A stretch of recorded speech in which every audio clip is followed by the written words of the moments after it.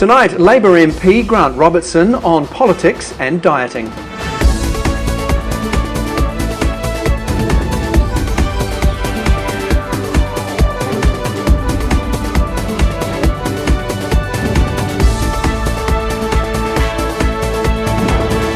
Kia ora and welcome to the show. I'm Andrew Whiteside. My guest is Grant Robertson. He is a Labour member of the New Zealand Parliament and he's a tireless advocate for the rights of lesbian, gay, bisexual and transgender people in this country. Grant, wonderful to have you here. Thank you for joining me. Thanks, Andrew.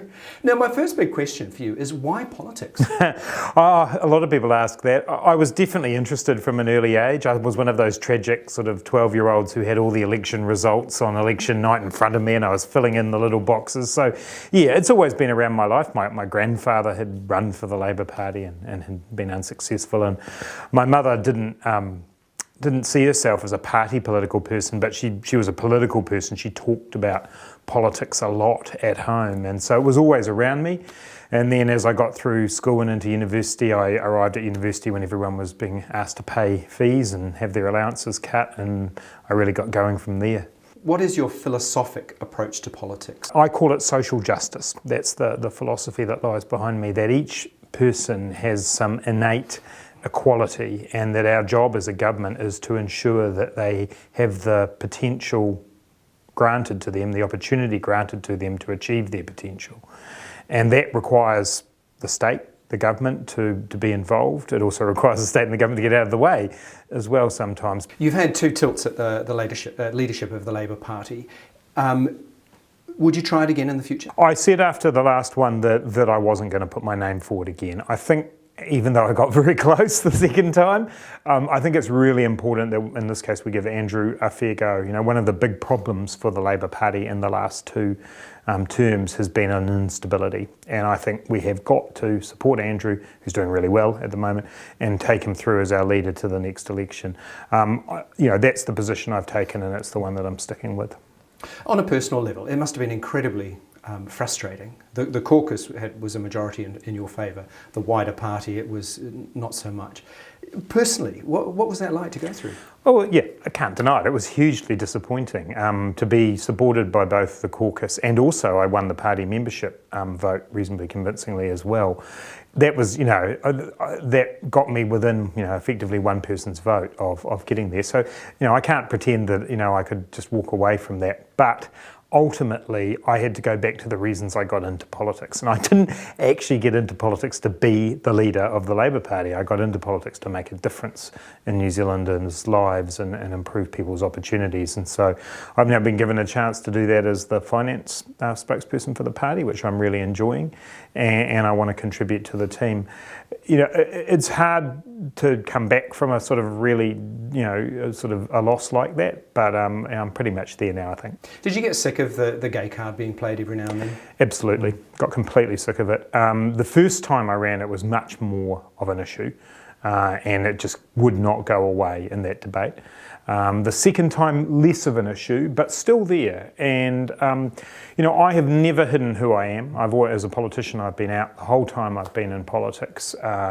I'm very clear about the fact that I believe in equality for all people. I will continue to stand up for the rainbow communities, as I will for other communities. And to me, those fundamental rights are core to being a Labour leader. There shouldn't be any issue about it. So it was very frustrating. It was perhaps for me more frustrating when it came from inside the party. I found that to be the hardest thing, and we've still got one or two issues to work through there. But I'm never going to sit here and say that's the only reason I lost or anything like that. There's 100 different things that would have contributed to it, but there was certainly a frustration. We've seen dramatic change in this country in terms of rights for LGBTQI people. Is there anything left in your mind in terms of politics, not necessarily public opinion? We are still looking at the rights of trans people in terms of the Human Rights Act and what grounds of discrimination there are. When we were last in government, we looked at this and the Human Rights Commission gave us the view that they thought gender identity was covered. Clearly, with talking with the trans community, they would like to see it covered specifically as a grounds on which you can't be discriminated against. So I think that is a legislative element that can be looked at. I know there's now a cross-party working group on issues for the community that we've got going in Parliament that Jan Logie's leading, and I want to make sure that that group starts to see if we can look at those issues. Beyond that, in a legislative sense, no, there's not much. But the attitudinal stuff you mentioned is really important. We need, particularly for young people, to be ensuring we're providing a safe environment for young people to grow up in. People are, I guess, coming out earlier, being exposed to ideas and issues and possibilities earlier, and we just need to make sure that that is a safe environment, so both in schools but also more broadly. Being in Parliament, of course, stressful, long hours, but you've actually taken, I was reading about this recently, you've taken action, you've lost a great deal of weight. I have, yes. How's that process going for you? Oh, it's still hard work. I made a really conscious decision at the beginning of 2013. It's the first New Year's resolution I've ever kept in my life, I think. But I was reading The Luminaries, the Eleanor Catton book, which is about 800 pages long, and I'd propped it up on my torso, and I thought I probably shouldn't be able to do that. So I made a call that I'd do it, and I did work hard. It's not exactly radical, Andrew. It's eating less and exercising more. Do you have any thoughts on what it takes to have a happy, successful, fulfilled kind of life? You've got to be able to accept yourself and like yourself a bit. And I can remember a really fundamental moment in my late 20s when, I decided one day that I was going to be the person that judged whether I was happy with things I was doing rather than other people. And for me, that was a really important moment. And I met my partner not long after, and I often think it was to do with the fact that my attitude had changed to what made me happy. I think do good. My mother always had 3 things to live by. She said, remember that we are our brother and sister's keepers.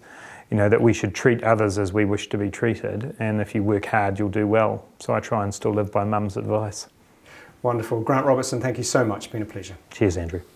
Thanks for watching Gay Talk Tonight. We'll be back again very soon. In the meantime, do go to our website, gaytalktonight.com.